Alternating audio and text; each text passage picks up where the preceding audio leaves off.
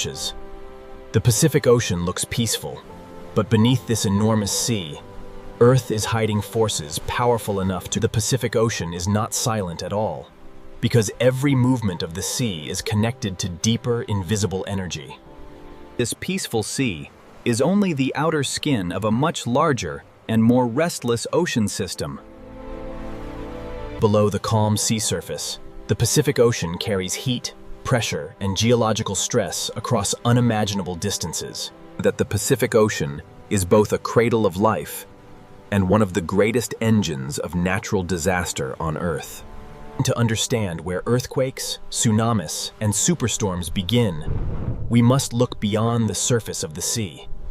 Beneath the sea surface, the Pacific Ocean becomes a hidden world shaped by pressure, darkness, and time. Most of the Pacific Ocean is hidden beneath light, where the sea begins to reveal its true scale and power. That the deeper the Pacific Ocean becomes, the closer we move toward the forces that shape the planet from below. Beneath the Pacific Ocean Sea lies the restless foundation where the story of earthquakes, tsunamis, and superstorms truly begins. The Pacific Ocean seafloor is not a quiet, empty plain, but a vast, hidden landscape shaped by pressure, movement, and ancient force. Beneath this enormous ocean, the foundation of the Earth is cracked, folded, and constantly changing. These silent scars on the Pacific Ocean floor mark the places where immense geological stress can slowly build. The Pacific Ocean hides boundaries, where sections of Earth's crust press against one another in silence. Deep under the Pacific Ocean Sea, pressure does not disappear. It waits, gathers, and strengthens. Even the smallest movement in this deep ocean world can be the first sign of a much larger force awakening. That the Pacific Ocean contains some of the deepest and most active geological regions on the planet. That the deeper the Pacific Ocean becomes, the more it reveals a world where stillness can hide enormous danger. Earthquakes in the Pacific Ocean begin when stored pressure finally overcomes the strength of rock. Beneath the Pacific Ocean Sea, the first quiet signs of a future earthquake may already be beginning. The Pacific Ocean often gives its first warning deep below the sea, long before anything changes at the surface. Beneath the Pacific Ocean Sea, pressure can remain trapped for centuries before releasing in a single violent moment. The Pacific Ocean rests on moving plates, and where those plates lock together, invisible energy begins to accumulate. This deep-sea silence is deceptive, because the Pacific Ocean floor is slowly storing the force that can shake entire coastlines. When rock beneath the Pacific Ocean can no longer hold against pressure, the stored energy begins to search for release. Trenches beneath the Pacific Ocean mark places where one plate may be forced beneath another, creating some of Earth's most powerful seismic zones. In the Pacific Ocean, the greatest disasters often begin with movements so deep that the surface sea remains unaware. Every layer of rock beneath the Pacific Ocean carries a record of collisions, ruptures, and pressure built over geological time. An earthquake beneath the Pacific Ocean does not begin as a single image, but as a chain of stress, resistance, and sudden release. Beneath the Pacific Ocean Sea, calm is never proof of safety, because the next movement may begin without warning. The Pacific Ocean can return to silence, even when the forces beneath the sea have not disappeared. Under this sea, stillness is only a pause between movements of the Earth. Every fracture beneath the Pacific Ocean is part of a larger system that links deep geology to the sea above. The Pacific Ocean hides an enormous architecture of stress, where pressure can travel across the ocean floor without being seen at the surface. When the seafloor moves, the entire Pacific Ocean above it becomes part of the transfer of energy. The ocean does not need to break open violently to carry danger. Sometimes the first signal is a silent movement through water. Energy born under the Pacific Ocean can move upward and outward through the sea long before the world recognizes its power. The Pacific Ocean is a bridge between the planet's inner force and the atmosphere that shapes storms above. This single ocean can carry energy from the seafloor into waves, from warm water into clouds, and from silence into catastrophe. The Pacific Ocean is never only what we see on the surface, because beneath this sea, earthquakes may begin. The Pacific Ocean always returns to beauty on the surface, even when the deep sea below continues to hold the memory of pressure and movement. What happens beneath the Pacific Ocean may remain invisible, but its consequences can travel across the sea with unstoppable force. The Pacific Ocean is connected from its deepest trenches to its highest storm clouds. Beneath this sea, the earth can shake. Above this sea, storms can grow. And across this sea, the Pacific Ocean is not one story, but many forces moving together beneath one endless surface. Every calm ocean scene in the Pacific carries the possibility of sudden transformation. This opening journey has only revealed the first layer of the Pacific Ocean, because the deeper story begins where the seafloor meets the movement. To understand earthquakes beneath the Pacific Ocean, we must descend again into the places where tectonic plates collide, lock, and for the next part of this Pacific Ocean story, we'll enter the Ring of Fire, where the sea hides volcanoes, trenches, and earthquake zones, powerful leaks fold. The Pacific Ocean is the silent giant of Earth, and beneath this vast sea begins the path toward earthquake. Beneath the Pacific Ocean Sea lies the Ring of Fire, a vast hidden boundary where the planet's crust is restless. Along the Pacific Ocean trenches, one tectonic plate can be forced beneath another, creating some of the strongest earthquakes the planet can produce. The Ring of Fire beneath the Pacific Ocean Sea is where pressure gathers, rocks resist, and the first hidden steps toward earthquake begin. Inside the Pacific Ocean Sea, the Ring of Fire is not a single place, but a vast chain of hidden collision zones wrapped around the ocean basin. These layers beneath the Pacific Ocean were shaped by millions of years of pressure, collision, eruption, and slow tectonic movement.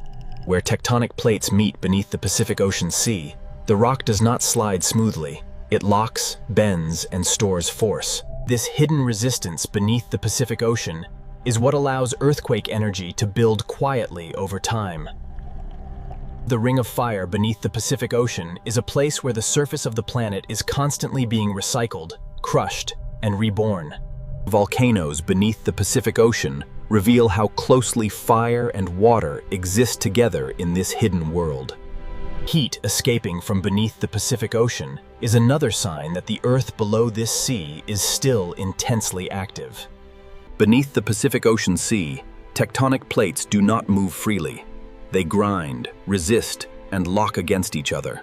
When one plate is forced beneath another under the Pacific Ocean, the rock can bend under impossible pressure without breaking immediately.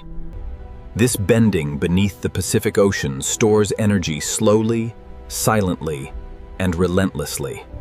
That each tiny fracture beneath the Pacific Ocean Sea is a warning that the locked boundary is approaching its limit.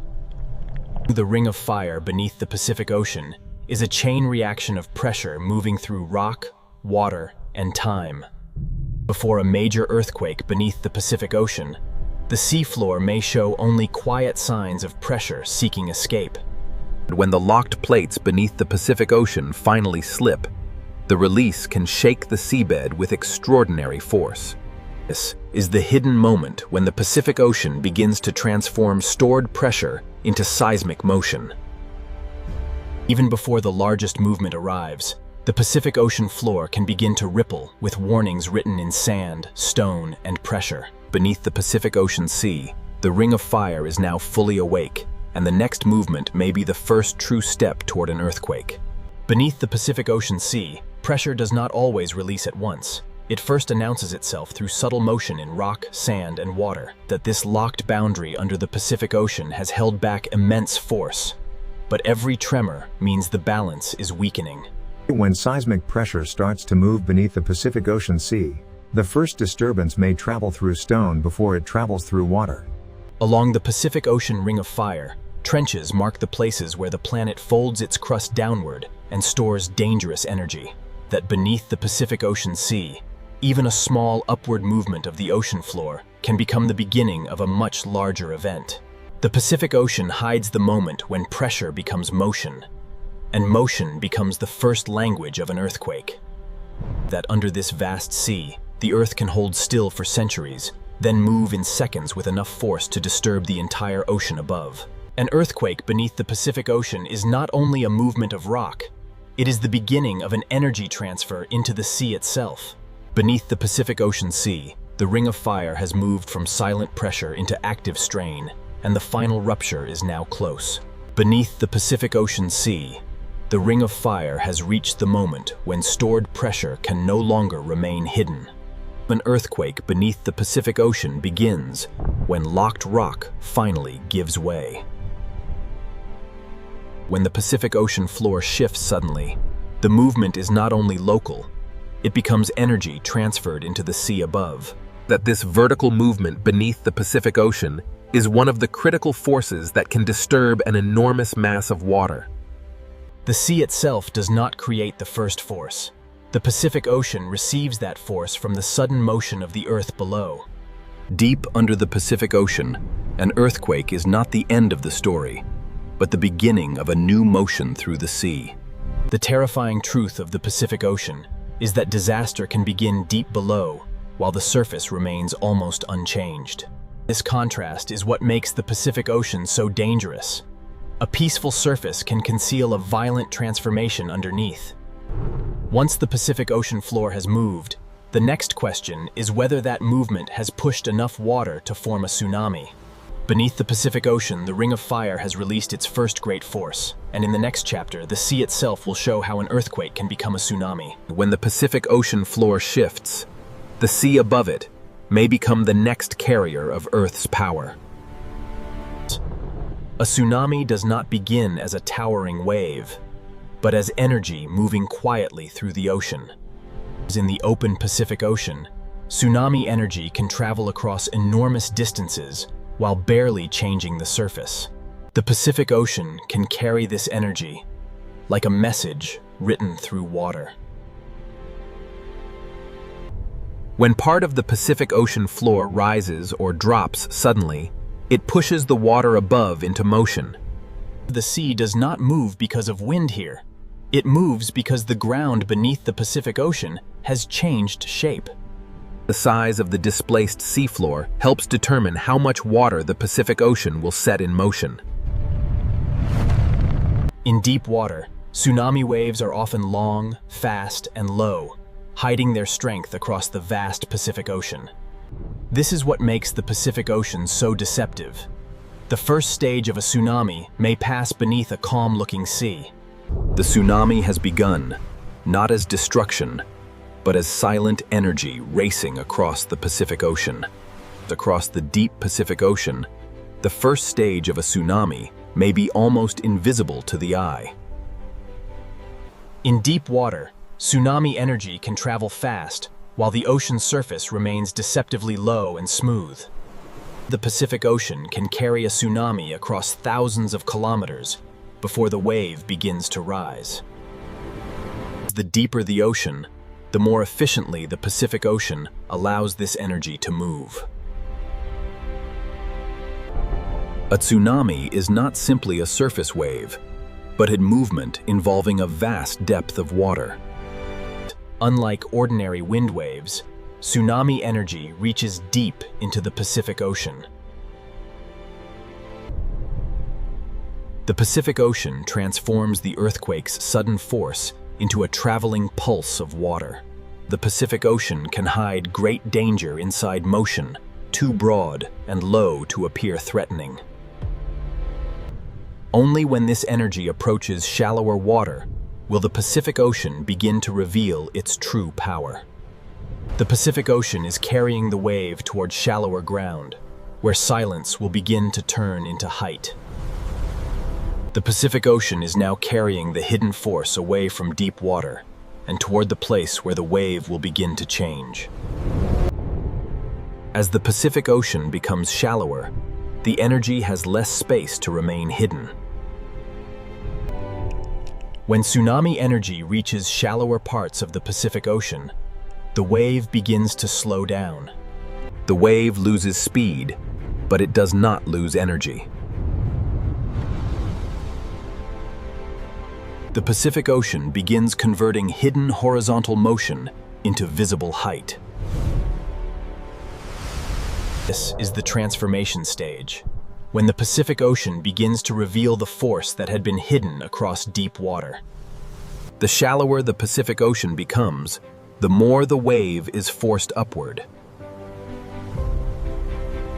Below the surface, the Pacific Ocean is already moving with dangerous strength. A tsunami becomes most dangerous when the Pacific Ocean forces deep energy into shallow form. The Pacific Ocean has begun turning silent energy into a visible wall of water. The Pacific Ocean has now forced hidden deep water energy into a visible wave approaching shallow ground. Before the great surge arrives, the Pacific Ocean may first reveal its warning by withdrawing from the coast. This sudden retreat is not calm, but water being pulled into the growing force of the tsunami. The Pacific Ocean is now compressing motion, depth, and distance into a single advancing surge. A tsunami is powerful not only because of its height, but because an enormous volume of Pacific Ocean water is moving behind it. What began as a movement of the seafloor has become a moving mass of ocean. Below the surface, the Pacific Ocean tsunami is not a simple wave, but a deep, moving body of water. As the Pacific Ocean enters the final shallow zone, the wave becomes slower, taller, and far more destructive. The Pacific Ocean is now releasing the energy that began far below on the seafloor. The Pacific Ocean has transformed an unseen earthquake into a visible force capable of reshaping the edge of land. The Pacific Ocean does not strike as a single wave, but as a moving body of water carrying the weight of the entire sea behind it. That once tsunami water reaches land, the Pacific Ocean becomes a horizontal force, more dangerous than height alone. The same energy born from the seafloor now reshapes the boundary between ocean and land. Tsunami danger continues even when the first impact appears to pass, because the Pacific Ocean can pull back with nearly the same force it arrived with. A tsunami is often not one wave, but a sequence of surges moving through the Pacific Ocean. The Pacific Ocean can send repeated waves because the original earthquake energy continues moving through the sea. The Pacific Ocean reveals how a movement deep under the seafloor can travel outward until it changes the shape and rhythm of distant shores. Earthquakes and tsunamis are only one face of the Pacific Ocean's power. Above the same ocean, another force begins when heat, moisture, wind, and pressure gather over the sea. The Pacific Ocean can turn seafloor motion into tsunamis, and in the next chapter, this same sea will reveal how the Pacific Ocean does not only create danger from below, it also feeds storms from above. Warm ocean water is the first fuel source for the storms that grow over the Pacific Ocean. Every breath of moisture rising from the Pacific Ocean Sea can help build the atmosphere of a future superstorm. When warm air lifts from the Pacific Ocean, it carries water vapor upward and begins the first step of storm formation. Above the Pacific Ocean, small clouds can become organized when heat, humidity, and wind begin to work together. A superstorm does not appear suddenly. It begins as many small disturbances gathering strength over the sea. Rotation begins when winds over the Pacific Ocean organize around a center of falling pressure. As pressure drops, the Pacific Ocean sends more moisture upward, feeding the storm like an engine. The ocean and atmosphere are now locked together, each strengthening the other over the Pacific Ocean. The Pacific Ocean has begun turning heat into motion, and motion into the first structure of a superstorm. Every wave, Every gust and every rising plume of moisture helps the Pacific Ocean strengthen the storm above it. The storm begins to tighten as warm air rises and surrounding winds spiral inward over the Pacific Ocean. The Pacific Ocean is now supplying the storm with the moisture it needs to grow taller, wider, and more organized. Falling pressure allows winds to accelerate, and accelerating winds draw even more energy from the Pacific Ocean surface. That the storm is no longer a loose disturbance, because the Pacific Ocean has helped it form a rotating core. As the core strengthens, the Pacific Ocean and atmosphere begin exchanging energy faster than before. Within these rain bands, the storm pulls heat from the Pacific Ocean and releases it upward into the growing atmosphere. This is the stage when the Pacific Ocean begins transforming a tropical disturbance into a dangerous, organized cyclone. Over the Pacific Ocean, the storm has entered a dangerous phase, where heat, moisture, wind, and rotation begin building the foundation of a superstorm. Over the Pacific Ocean, the storm has begun to draw energy from a wider region of warm sea. The warmer the Pacific Ocean surface remains, the longer the storm can continue feeding and intensifying. The storm's rotation forces the sea surface to respond in circles, not straight lines. Inside the storm, warm Pacific Ocean moisture rises, cools, condenses, and releases heat that strengthens the cyclone from within. This release of heat is what allows the Pacific Ocean storm to grow taller and more powerful. When pressure continues to fall over the Pacific Ocean, winds accelerate inward and the storm begins to tighten around its core. The Pacific Ocean is now giving the storm both moisture from below and friction from the sea surface, shaping its destructive structure. That every spiral band is a pathway carrying heat and moisture from the Pacific Ocean into the storm. The Pacific Ocean has now helped transform scattered storms into a single organized atmospheric machine. Over the Pacific Ocean, the storm is nearing the threshold where a powerful cyclone can become a true superstorm. Over the Pacific Ocean, the cyclone is now approaching the threshold where ordinary storm structure becomes extreme atmospheric power. The Pacific Ocean continues feeding the storm from below, sending heat and moisture upward faster than the atmosphere can release it. The stronger the winds become, the more violently the Pacific Ocean transfers energy back into the storm. The more violently the Pacific Ocean transfers energy back into the storm. Inside these cloud towers, the Pacific Ocean releases symmetry is a sign that the Pacific Ocean storm is concentrating its energy around a powerful core. The eye wall is where some of the most violent winds over the Pacific Ocean begin to concentrate. At this stage, the Pacific Ocean is no longer just beneath the storm. It has become part of the storm's engine. When wind, pressure, and warm sea surface align over the Pacific Ocean, the storm can intensify with terrifying speed. The Pacific Ocean has now helped build a storm powerful enough to organize around a central eye. That over the Pacific Ocean, the superstorm has found its center, and once the eye becomes stable, the storm can reach its most dangerous form. Over the Pacific Ocean, the storm has now entered its most organized and dangerous stage.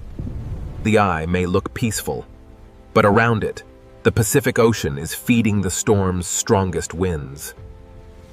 The eye wall is the place where heat from the Pacific Ocean becomes violent atmospheric motion. Beneath the storm, the Pacific Ocean is no longer calm water. It is a moving engine of heat, friction, and force. The stronger the winds become, the more the storm extracts energy from the warm Pacific Ocean beneath it. From above, the superstorm appears almost beautiful, but its beauty is built from ocean heat, falling pressure, and destructive wind. The Pacific Ocean gives storms the space and fuel to grow into some of the largest weather systems on Earth. That once a superstorm begins moving across the Pacific Ocean, its power is no longer limited to the open sea.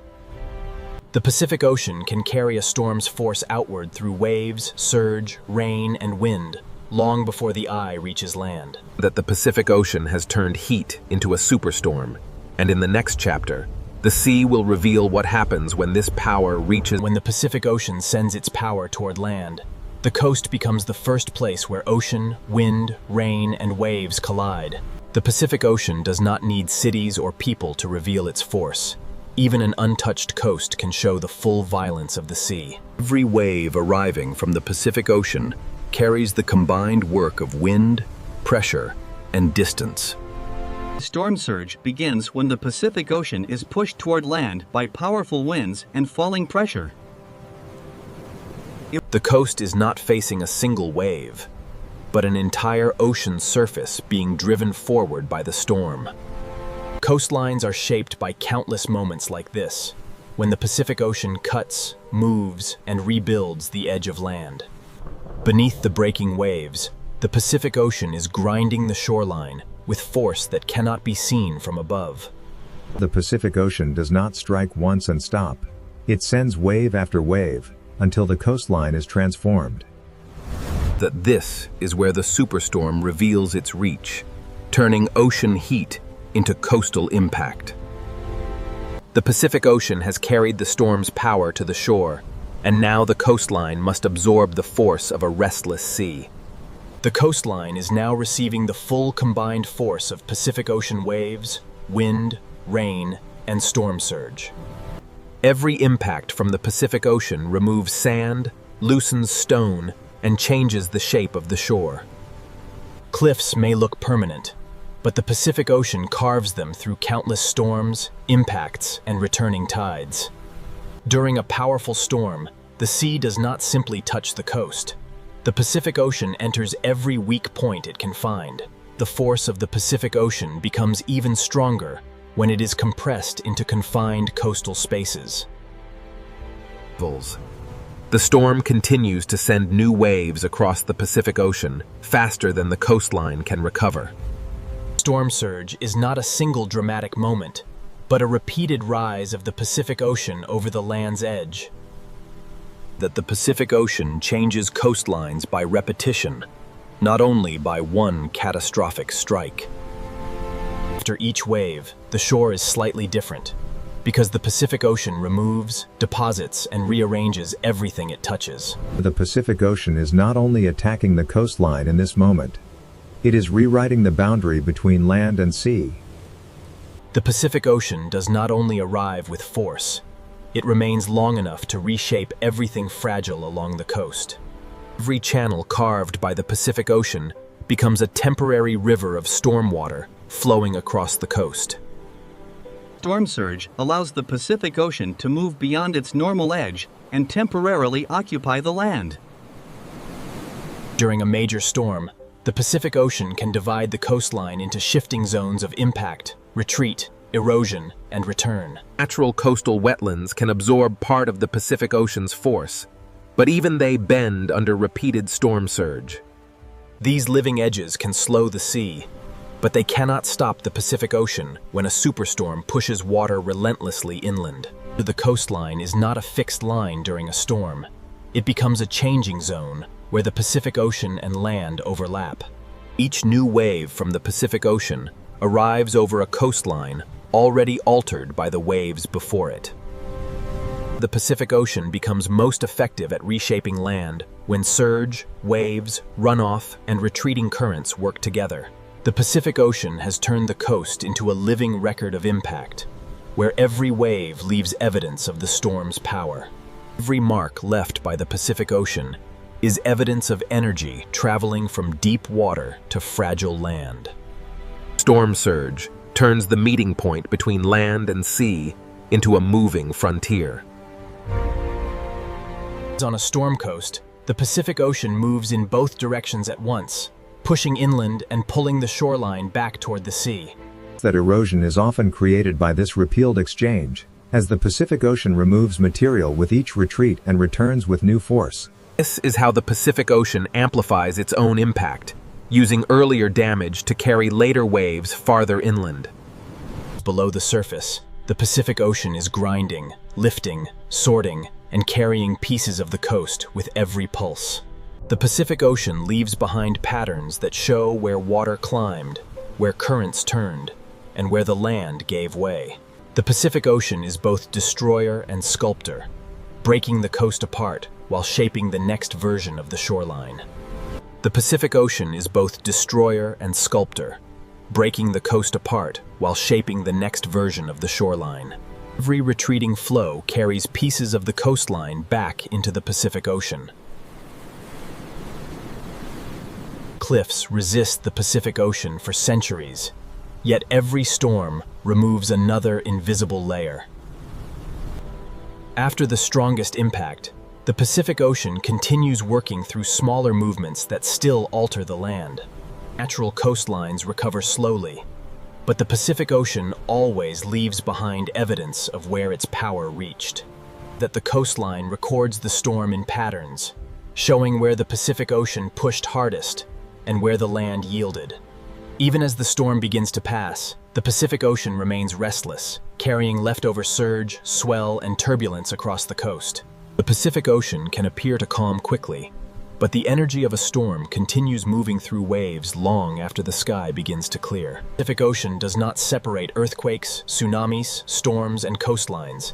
It connects them through one vast moving system. Terrestrials. The Pacific Ocean has shown its force at the coast, and in the final chapter, the story will return to the open sea the Pacific Ocean never truly stops, even after earthquakes, tsunamis, and superstorms have passed. From above, the Pacific Ocean may look calm again, but calm is only one moment in a much larger cycle. The Pacific Ocean remembers every force through motion, through temperature, through currents, and through the endless rhythm of the sea. Beneath the surface, the Pacific Ocean continues to move in layers long after the sky begins to clear. The ocean's greatest movements are often hidden below what the eye can see. Storms pass across the surface, but the deep Pacific Ocean keeps moving with ancient patience. Below the sea, the same geological forces continue to press, bend, and store energy for the future.